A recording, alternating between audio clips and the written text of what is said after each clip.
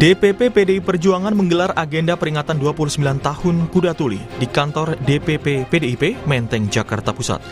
Dalam kesempatan acara itu, Ketua DPP PDI Perjuangan Ripka Ciptaning bilang ada pihak-pihak yang sengaja menargetkan agar suara PDIP di pemilu 2029 anjlok menjadi 7%.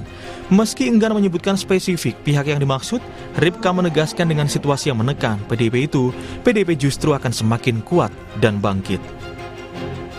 Lihat aja kalau kita diginiin terus, ini akan menggelembung ya. Masa PDI Perjuangan tuh kayak gitu, kalau kita diintimidasi, dicurangi, diabaikan, itu akan terus mengkonsolidasi.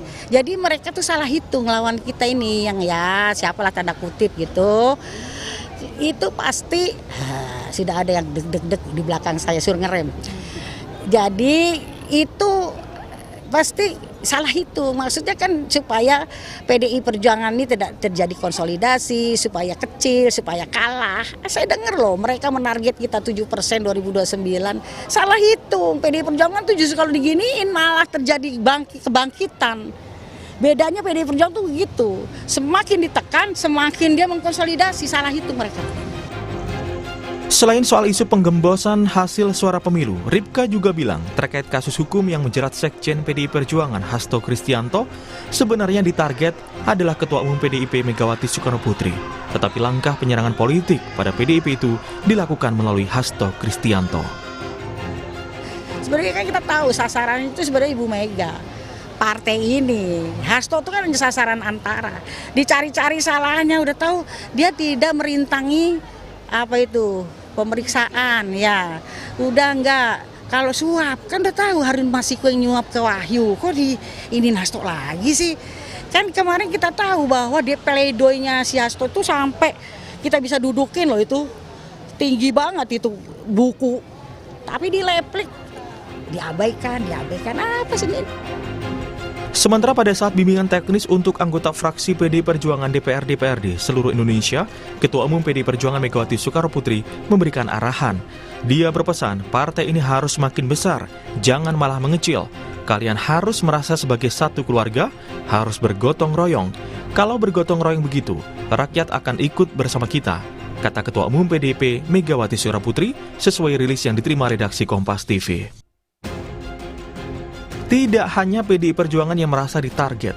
Sebelumnya Presiden ke-7 RI yang juga mantan kader PDI Perjuangan Joko Widodo juga bilang ada agenda besar di balik kasus ijazah palsu dan desakan mundur Wapres Gibran Rakabuming. Menurut Jokowi, semua itu dilakukan untuk menurunkan reputasinya. Ada agenda besar politik dalam tuduhan ijazah palsu maupun pemakzulan. Artinya memang ada orang besar,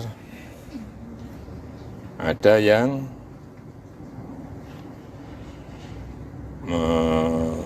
backup. Ya, semua sudah tahu lah. Seperti diketahui, hubungan antara PDI Perjuangan dan Jokowi sekeluarga merenggang usai Pilpres 2024 hingga berujung pada pemecatan.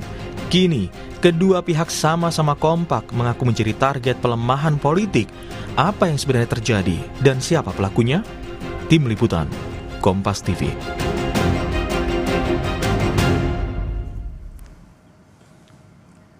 Saudara, di tengah kasus hukum yang menjerat Sekjen PDI Perjuangan Hasto Kristianto, baru-baru ini PDI Perjuangan mengklaim ada upaya pelemahan politik. Ada pihak tertentu yang sengaja menargetkan suara PDI Perjuangan anjlok hingga 7% di pemilu 2029. Benarkah demikian? Dan siapa sebenarnya pelaku pelemahan politik itu? Pagi ini kita akan bahas bersama dengan sejumlah narasumber yang sudah hadir ke studio. Di antaranya ada Direktur Eksekutif Trias Politika, ada Mas Agung Baskoro. Selamat pagi, Assalamualaikum Mas Agung. Kemudian juga melalui sambungan daring sudah ada politisi yang juga merupakan anggota DPR RI dari fraksi PDI Perjuangan, ada Bung Andreas Hugo Pareira, dan juga politisi dari Partai Gerindra, sudah ada Bung Hendar Marantoko. Selamat pagi Bapak-Bapak, Assalamualaikum, apa kabar? Baik. Waalaikumsalam. Selamat pagi. Iya. Alhamdulillah baik. Iya, Bung Andreas Hugo tampaknya sudah berada di Bali, kemudian di balik bajunya juga sudah ada warna merah begitu ya. Nah, Bung Andreas, ini kan kawan Anda di dalam partai, Bu Ripka Ciptaning ini begitu vokal mengatakan bahwa PDI Perjuangan ditarget, ada upaya pelemahan politik yang menargetkan bahwa PDI Perjuangan hanya mendapatkan 7% suara di pemilu 2029. Jadi siapa sebenarnya pelaku yang menarget tersebut, Bung Andreas Hugo? Ya, di saya sendiri terus terang belum mendengar itu secara langsung ya.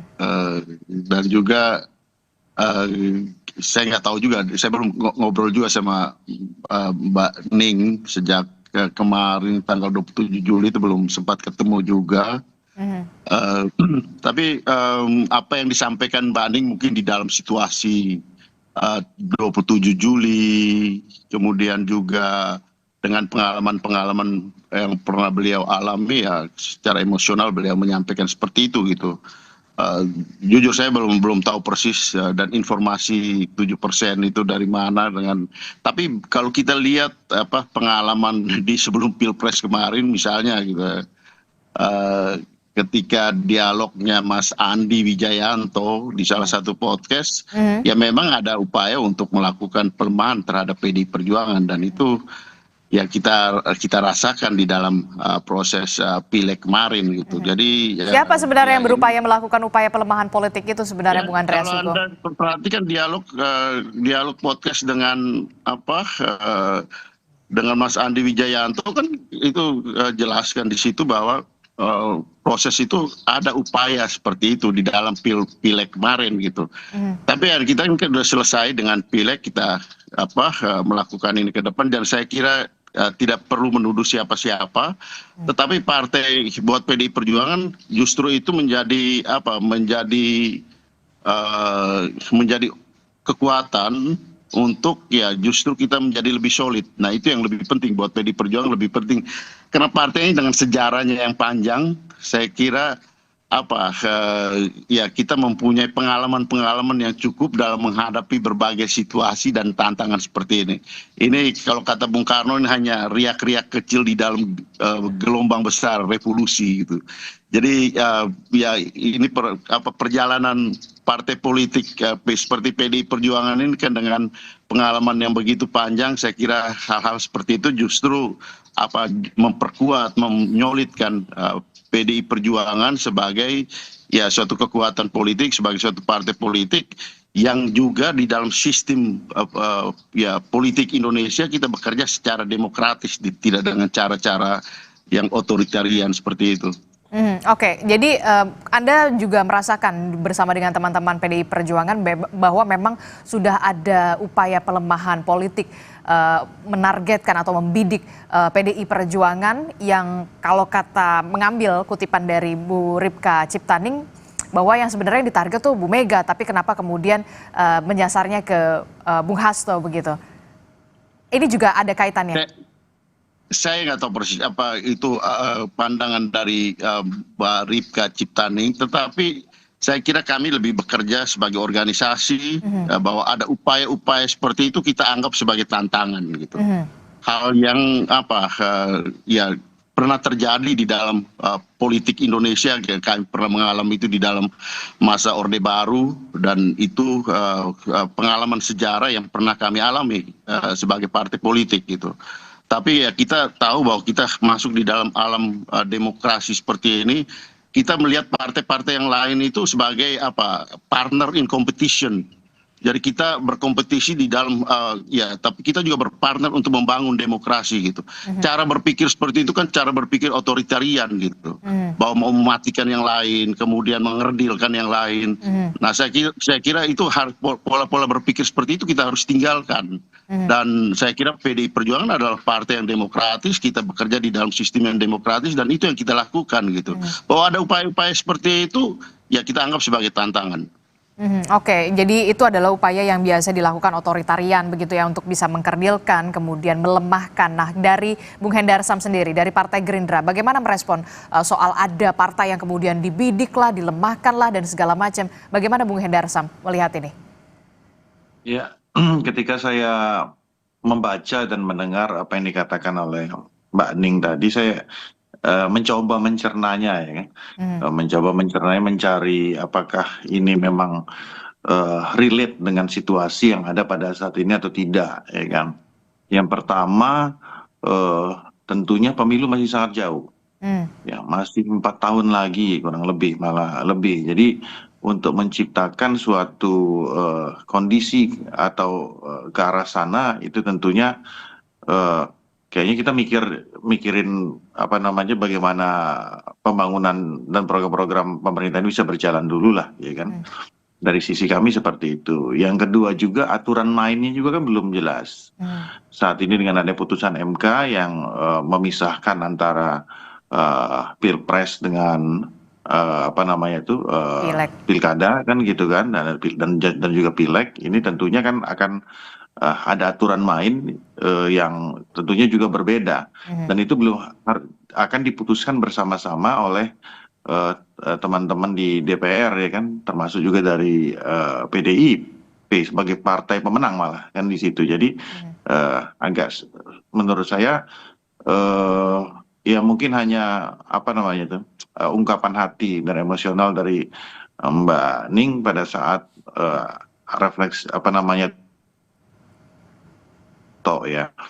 Yang ketiga juga ya, apabila memang itu ada ya, apabila kita dianggap ada ya seperti hal tersebut ya, kami dari Partai Gerindra tentunya akan berada di barisan paling depan untuk apa namanya itu menjaga demokrasi ini, bahwa tidak boleh ada satu partai pun yang mendapatkan tindakan apa namanya itu yang tidak adil ya. Dan oleh karena itu fungsi kita bersama-sama untuk menjaga ini bukan hanya dari apa namanya itu PDIP saja. Jadi maksud Anda ingin mengatakan juga apa yang dikatakan Bu Ripka Ciptaning ini terlalu apa ya, terlalu jauh begitu sudah membahas soal pemilu 2029, bahkan secara spesifik menargetkan PDI Perjuangan hanya mendapatkan 7% suara begitu. Jadi maksud Anda apakah ini pelemparan isu atau seperti apa? Ya dari saya pribadi ya, dari seperti itu juga Bang Hugo juga tadi kan sudah menyampaikan kan, saya rasa ini bukan official dari PDIP kan ya. Tidak, saya rasa tidak bukan official dari PDIP, tapi merujuk apa, saya mencoba melihatnya dari beberapa parameter ya kan, seperti saya sampaikan tadi. Apa aturan mainnya belum ada ya kan, habis itu PDIP juga akan ikut masuk ke dalam apa untuk membentuk aturan main tersebut ya kan. Nah tentunya hal-hal ini juga menjadi faktor yang harusnya bisa kita lihat sama-sama oleh karena itu, tapi tetap aja namanya dalam setiap adanya kekhawatiran, setiap adanya peringatan dari teman-teman politisi terutama dari PDIP, ini menjadi apa namanya itu perhatian kita bersama, bahwa setiap partai ya harus menjaga ini, bahwa di pemerintahan ini dan di perhelatan demokrasi pilpres di pemilu di 2029 ini memang harus berlangsung sehat. Dan oleh karena itu mudah-mudahan spirit kita ini menjadi legacy dari pemerintahan Pak Prabowo, pemilu bisa berjalan dengan sehat, dengan baik dan sportif. Nah, oleh karena itu seperti saya sampaikan tadi, apabila memang ada anasir-anasir atau ada ke arah sana, ya Partai Gerindra akan berada di garda terdepan untuk menjaga supaya hal tersebut tidak terjadi. Karena kami kalau merasa dicurangi, ya mungkin Partai Gerindra salah satu, saya sendiri mengalami hal tersebut, tapi ya ini kan nggak boleh.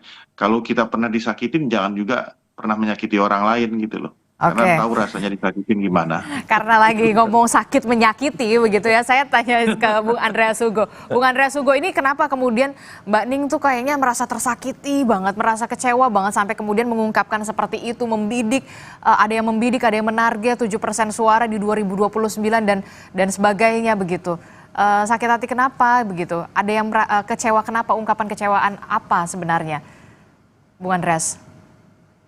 Ya, kalau di dalam teori politik itu kita mesti memahami dari idiosyncrasy-nya Mbak Ning gitu. Mbak Ciptaning artinya lebih melihat pada latar belakang pengalaman dari beliau. Jadi itu ya mungkin pengalaman beliau dan tiap orang tentu dengan pengalaman berbeda-beda, tetapi Mbak Ning mengungkapkan itu dengan dasar latar belakang pengalaman yang beliau pernah alami gitu.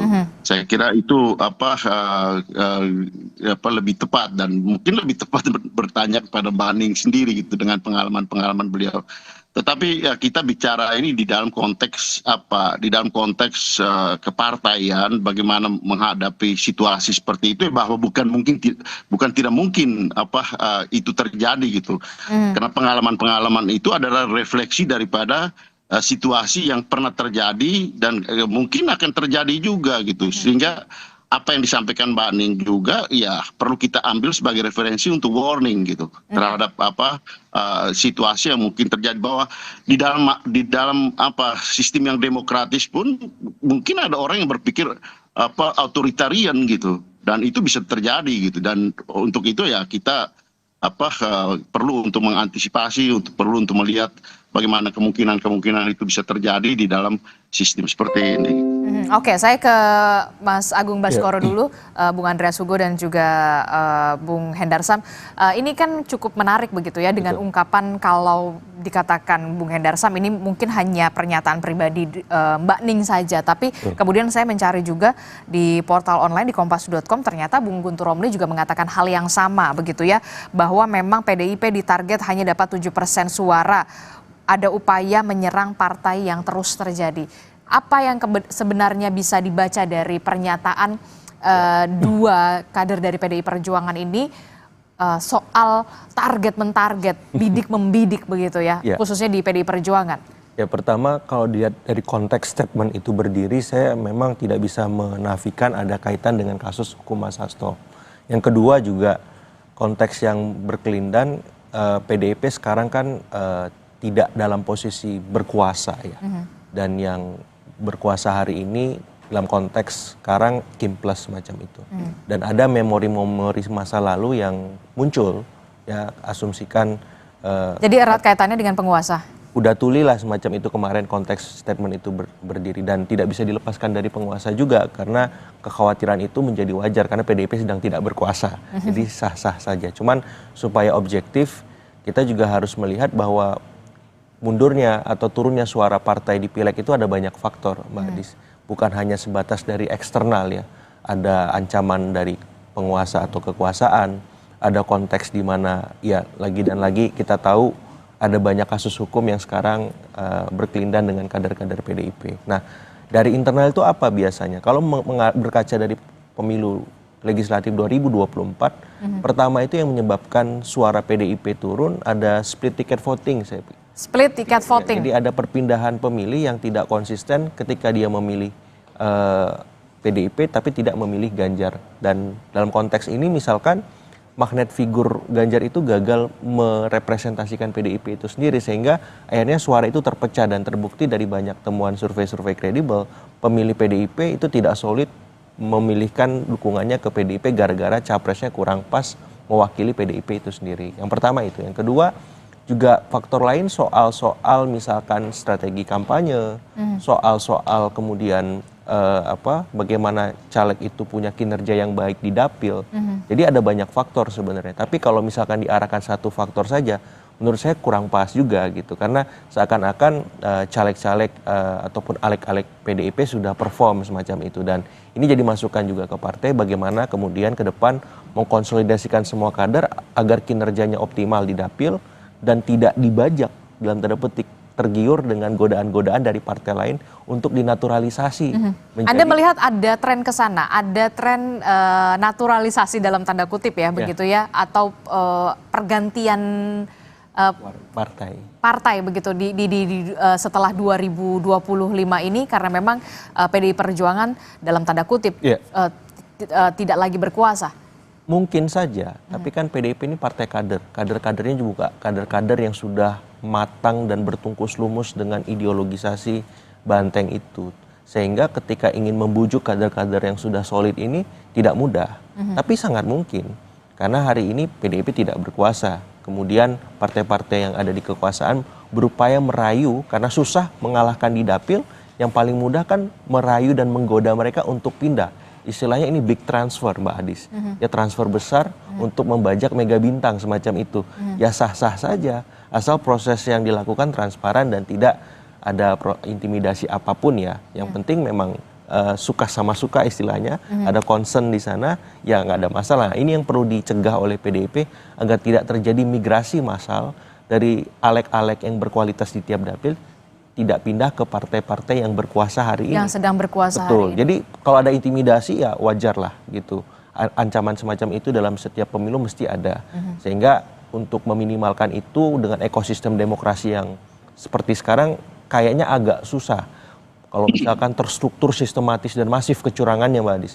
Karena memang semua mata melihat teknologi ada intervensi. Jadi kayaknya susah kalau misalkan itu dipaksakan. Memang ada tren penurunan, tapi saya melihat volatilitas suara partai-partai hari ini dalam konteks desain sistem kita paling banyak turunnya itu 3-4% saja. PDIP kemarin di 2024 turun 2,5%. Jadi kalau ada perubahan ya di angka 3-4% itu nggak sampai 7%. Itu hitungan kuantitatifnya. Kalau sampai 7% berarti kan ada sesuatu yang besar. Ya, istilah kita bahasa MK terstruktur, sistematis dan masif kecurangannya, serangannya dan seterusnya. Tapi kan itu agak susah. Apalagi saya melihat karakter dari ya Presiden Prabowo yang ingin merangkul semua. Kayaknya kurang logis saja statement Mbak Ning tadi. Tapi wajar untuk dijadikan semacam sandaran bagi semua bahwa jangan coba-coba loh. Sekarang eranya keterbukaan, partisipasi luas masyarakat. Kalau coba-coba yang dirugikan yang mengancam itu sendiri seperti itu. Tapi apa yang jadi pertanyaan saya begini, apa maksud dari beberapa kader PDI Perjuangan tegas secara lugas mengatakan bahwa memang PDI Perjuangan ini lagi ditarget atau memang sudah ditarget, bahkan targetnya adalah anjlok 7% begitu, hanya memperoleh 7% di 2029. Apa yang kemudian? Ya ini preemptive statement ya. Preemptive statement. Ya jadi mencegah supaya tidak terjadi dan mengerem tren penurunan suara PDIP juga. Memastikan semua kader solid di internal sekaligus secara eksternal melibatkan publik untuk membantu PDIP yang sendirian di luar kekuasaan. Sehingga yang coba-coba mengancam ingin merealisasikan upaya itu berpikir berulang untuk membuat PDIP tadi suaranya turun. Karena yang dihadapi ini banteng yang memang sudah tangguh di setiap orde, di setiap masa. Sehingga kalau mau coba-coba ya bisa habis dalam tanda petik karena ada publik di sana, ada kader yang solid. Tapi juga ini kan dinamis perilaku pemilih. Nah, dalam tanda petik ya tadi kalau PDIP belum mampu memastikan caleg-caleg ataupun alek-aleknya nanti di 2029 solid ya, tidak tergoda dengan transfer besar, naturalisasi itu, ya mungkin saja bisa turun signifikan gitu, apalagi kalau godaannya sangat besar Mbak Adis ya, dan ancamannya sangat besar seperti kalau itu. dibilang rumput tetangga selalu lebih hijau terlihatnya begitu ya. Nah itu yang nanti kita akan tanya juga ke Bung Andreas Hugo Parera dan juga Bung Hendarsam, benarkah apa yang dilakukan oleh Mbak Ning dan juga Bung Guntur Romli ini soal mentarget begitu ya, upaya pelemahan ini adalah bentuk dari preemptive statement dari PDI Perjuangan begitu ya, termasuk juga benarkah ada tren akan ada pergantian pemain begitu ya di menjelang 2029, tapi jangan dijawab dulu Bung Hendarsam dan juga Bung Andreas Hugo Parera, kita akan kembali usai jeda, tetap di Sapa Indonesia Pagi.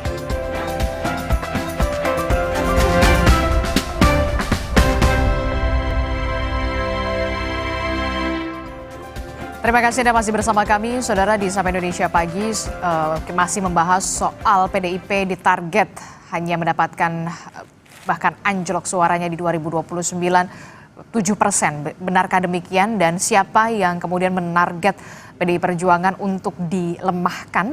Kita masih membahasnya bersama dengan Mas Agung Baskoro, kemudian ada Bung Andreas Hugo Parera, kemudian juga ada Bung Hendarsam dari Partai Gerindra dan juga Bung Andreas Hugo dari PDI Perjuangan. Saya ke Bung Andreas Hugo dulu. Bung Andreas, tadi Mas Agung sebelum kita jeda mengatakan ini bentuk preemptive statement dari PDI Perjuangan mungkin begitu ya, supaya juga ada konsolidasi yang lebih lebih solid lagi di internal, termasuk juga ingin mengkomunikasikan jangan main-main nih terhadap PDI Perjuangan. Kita bisa lebih dalam tanda kutip ya, lebih masif lagi pergerakannya begitu.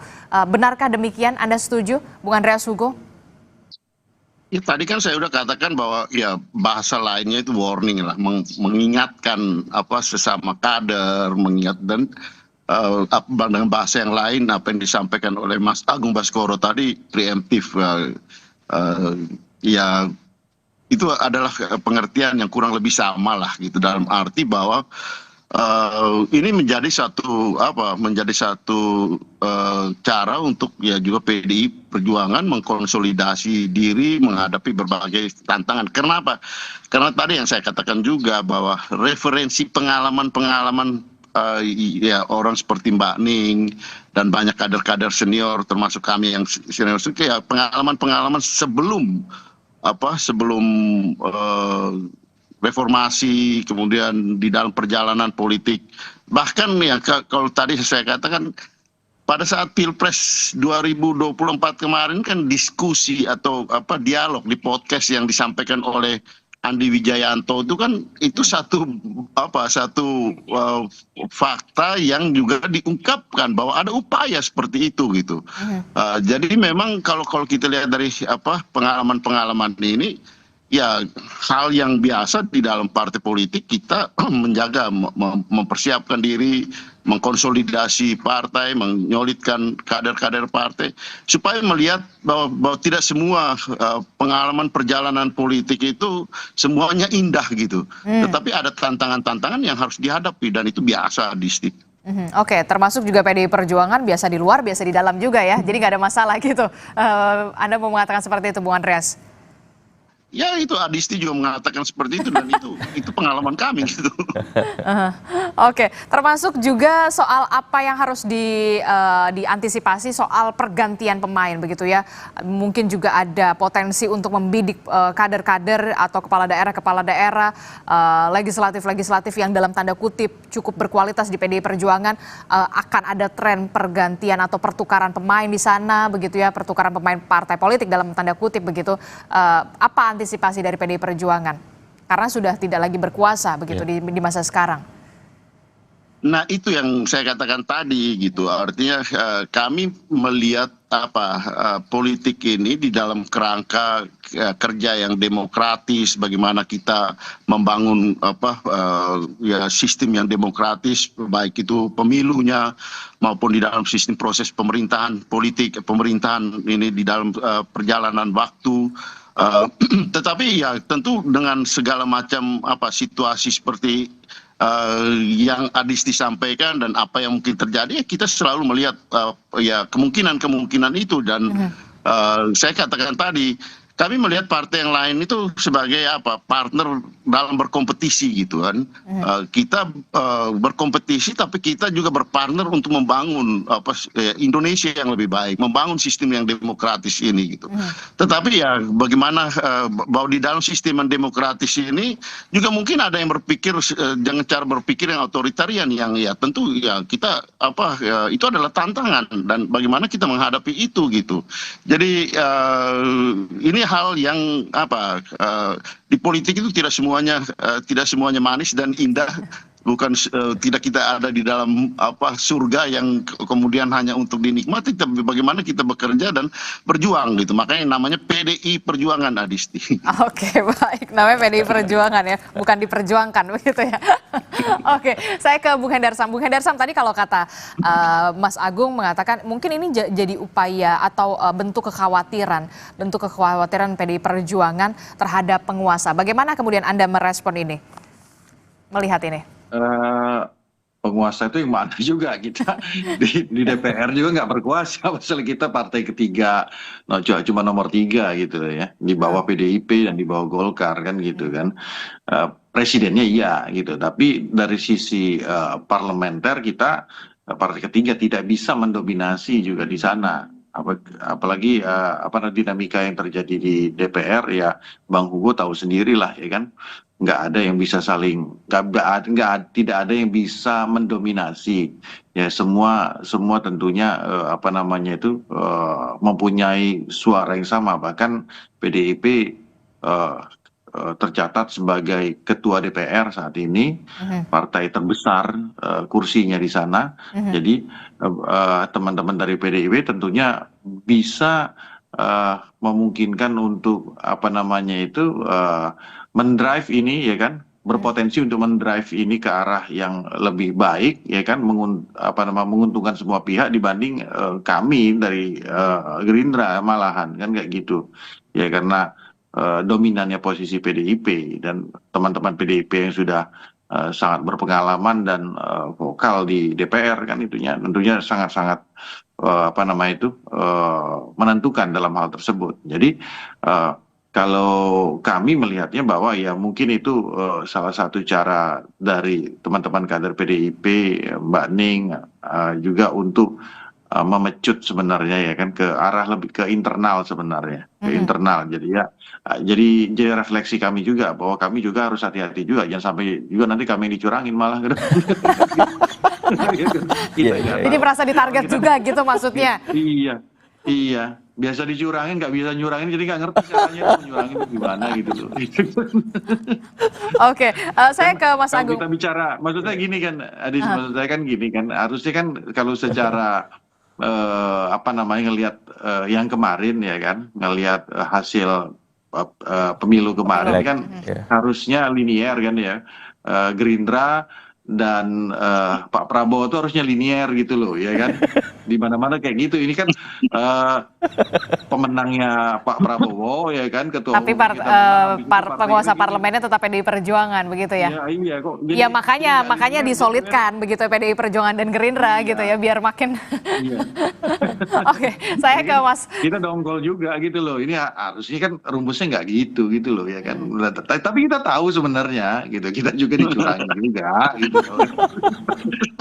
Dikerjain juga ya, cuma ya udahlah, ya kan, jadi refleksi ke dalam aja kalau gitu. Oke, baik. Bagaimana kita untuk ke depan minimal kita nggak dicurangin lah, karena kalau kita nyurangin sakitnya di sini gitu.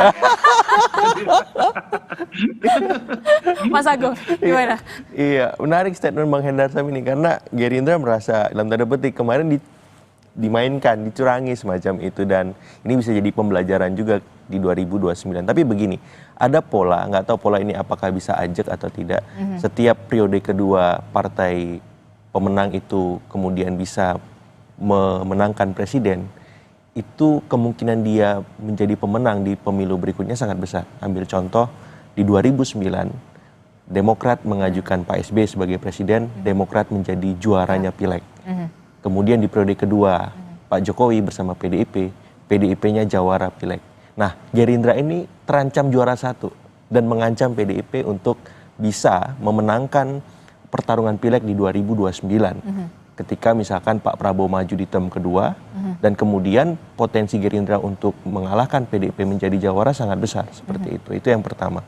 Yang kedua, saya melihat juga PDIP ataupun Gerindra dan partai lain memang harus mempersiapkan 2029 dari sekarang. Pertama, dalam konteks Pilpres mencari capres yang berkualitas untuk misalkan melawan Pak Prabowo.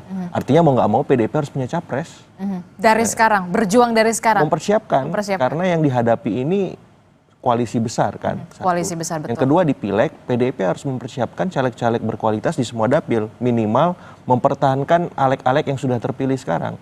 Karena di sisi seberang itu pasti akan menyiapkan caleg-caleg yang lebih berkualitas, lebih baik dan seterusnya, supaya bisa melawan alek-alek PDIP yang sudah teruji tadi.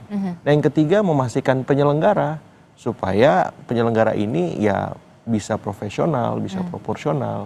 Dan yang keempat, publiknya nih. Publik harus terus dididik, dan dalam konteks ini tugas PDIP lebih berat. Karena publiklah sekarang teman atau rakyatlah yang bisa diajak berkoalisi dengan PDIP secara terus-menerus, karena di seberang sana koalisinya sudah besar, sudah super kuat semacam itu, dan ketika mendidik publik ini ya butuh kesabaran revolusioner kata Bu Mega semacam itu untuk terus disadarkan, untuk terus dilibatkan dalam proses kita bernegara setiap harinya seperti itu. Oke. Kalau membahas soal bidik-membidik, target-mentarget begitu, kok ya saya terngiang lagi begitu ya, PDIP menyebut bahwa memang sedang ditarget begitu, ada upaya pelemahan, kemudian juga kok rasa-rasanya baru kemarin juga ada yang mengatakan Pak Jokowi juga mengatakan iya ini ada orang besar dan segala macam, merasa juga ditarget dalam tanda kutip ya. Apa yang bisa Anda baca dari sini? Kok PDI Perjuangan tampaknya dan Pak Jokowi juga lagi sama-sama nih merasa ditarget atau dibidik? Iya. Ini mungkin untuk menyentuh para pemilih-pemilih yang sifatnya emosional, irasional, yang terpapar dalam kategorisasi diidentifikasi sebagai pemilih-pemilih psikologis. Karena kan ada banyak perilaku memilih, ada yang rasional, ada yang sosiologis. Nah, yang psikologis ini yang gimana? Yang perasaannya disentuh, yang emosinya dilibatkan oleh para elit kita, dan baik Pak Jokowi, Mbak Ning ataupun elit yang lain berupaya membuat ada semacam situasi di mana mereka itu termasuk dizolimi semacam itu, dan publik kita yang semi irasional tadi mudah tersentuh, mudah terlibat, mudah kasihan, dan ketika itu berhasil diraih dalam persepsi dan imajinasi mereka, top of mind semacam itu, ya akan dengan mudah diarahkan ke tokoh tertentu, partai tertentu untuk bisa dalam tanda petik memenangkan minimal wacana yang berlangsung atau suara ketika nanti pemilihan semacam itu, dan itu sah-sah saja asal jangan lebay, asal jangan lebay ya. Asal juga jangan overthinking juga. Saya diancam nih, kok diancam terus? Nah itu kan nggak bagus juga. Akhirnya ya nggak sehat buat kesehatan jiwanya, buat kesehatan kader-kader yang lain, orang itu sendiri yang overthinking, yang membuat akhirnya politik kita penuh sangka terus. Kapan kita jangan berprasangka buruk. Ya kapan kita beradu gagasan, beradu program, beradu menyelesaikan masalah, menghadirkan solusi untuk masyarakat, dan semakin kesini pemilih rasional kita semakin meningkat gitu. Hati-hati kalau terlalu banyak mendramatisasi politik kita, justru menjadi backfire, justru menjadi bumerang. Karena publik ingin melihat yang konkret, yang pasti. Ini dompet saya udah mulai kosong nih, saya terancam PHK, saya nggak bisa akses KPR rumah buat dimiliki. Ini gimana solusi PDIP, solusi Gerindra, yang pasti-pasti aja deh. Nggak mau digantung begini terus perasaan saya dengan dramatisasi politik misal. Dan jangan mendramatisasi politik itu kemudian udah nggak laku dalam tanda kutip menurut Anda? Masih relevan, tapi semakin kesini tren perilaku pemilih kan berubah. Ini Gen Z milenial loh, orang kritis, terpapar informasi, terlibat dengan teknologi sangat intensif sebagai digital native. Kalau mindsetnya masih mendramatisasi terus, orang juga jenuh, orang juga lelah, dan lama-kelamaan apatis dan ditinggalkan. Mereka melihat partai baru yang lebih prospektif, yang lebih fresh, yang lebih menjanjikan menyelesaikan masalah-masalah konkret mereka di lapangan, seperti itu. Oke, menarik sekali. Terakhir saya mau ke Bung Andreas Hugo dan juga Bung Hendar Sam. Saya ke Bung Andreas dulu. Bung Andreas ini kan lagi di Bali, kemudian kita tahu ada kongres nanti yang dilakukan juga di Bali, PDI Perjuangan begitu ya. Akan ada perubahan struktur juga atau seperti apa di PDI Perjuangan yang kita tahu kemarin kan Sekjen Anda, Hasto Kristianto memang sudah jatuh vonis begitu, sudah inkrah begitu. Apa yang kemudian nanti akan dibahas dalam Kongres PDI Perjuangan? Perubahan struktur termasuk juga ke depannya akan seperti apa? Apakah juga nanti ini di internal saja ataukah kemudian juga mengundang dari partai sebelah Gerindra juga diundang atau seperti apa? Bung Andreas Hugo. Ini ganti topik Adisti. Gimana? Pertanyaan terakhir singkat saja. Ganti topik katanya. Kami lagi di Kok ganti topik? Hadis nanya tuh sekjennya siapa gitu.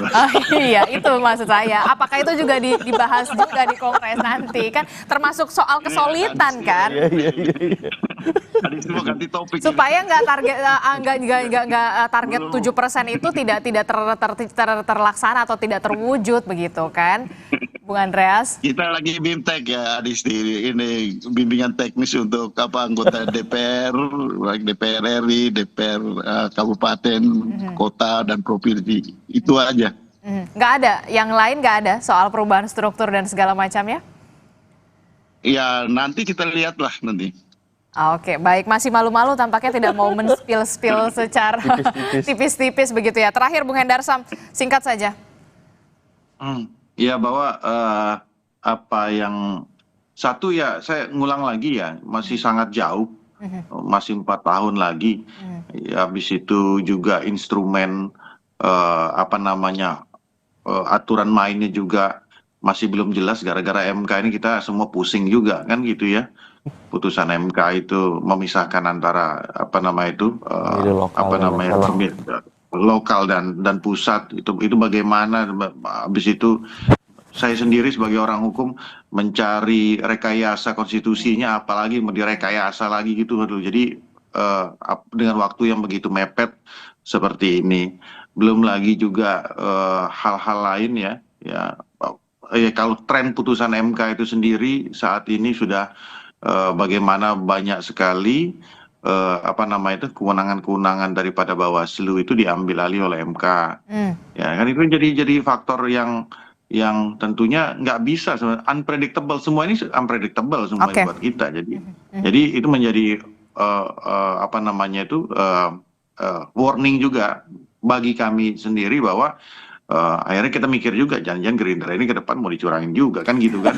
Tapi ya udahlah biar jadi introspeksi kita bersama kita. Loh kan udah jelas kita jangan berprasangka buruk dulu begitu ya. Yang penting usaha dulu. Namanya juga usaha. Nanti usaha tidak akan mengkhianati hasil lah. Nanti kita akan lihat bagaimana ke depannya. Terima kasih Bung Hendar Sam telah bergabung bersama kami dari Partai Gerindra. Kemudian ada Bung Andreas Hugo dari PDI Perjuangan. Nanti di WhatsApp aja nih kalau gitu ya. Nanti soal struktur yang barunya begitu ya Bung Andreas Hugo. Terima kasih Mas Agung telah bergabung bersama kami. Sehat selalu Bapak-bapak. Assalamualaikum, selamat pagi. Salam.